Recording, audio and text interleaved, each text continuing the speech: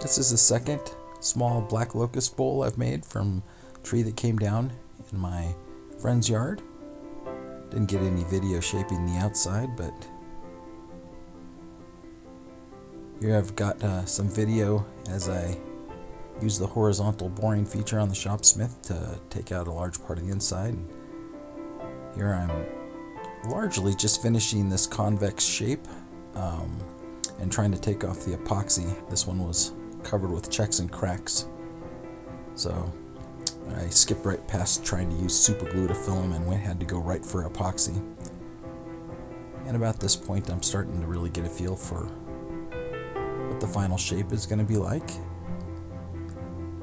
Going for that convex shape on this one instead of a typical shape, and giving it a pretty solid first sanding so that the outside's really close to finish at this stage, and realizing that there are still more checks and cracks to be filled.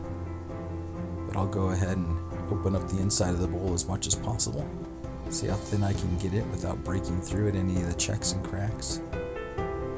On this one, I think I did have some spots on the bottom where you could end up seeing all the way through a couple of the cracks, and I was able to fill that with some good thick epoxy though.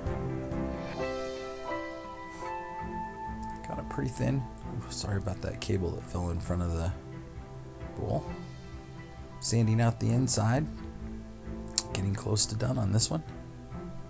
This is the last one of the little bowls I made for Christmas presents for friends and family. Gonna have to start doing something else now besides little bowls for a while. There's the final product. Love how you can really see the sap wood and heartwood, all the little burls and compression and grains came from this little piece, and how the epoxy just kind of filled in and made a lot of beautiful clear and dark spots. Hope you'd enjoyed that.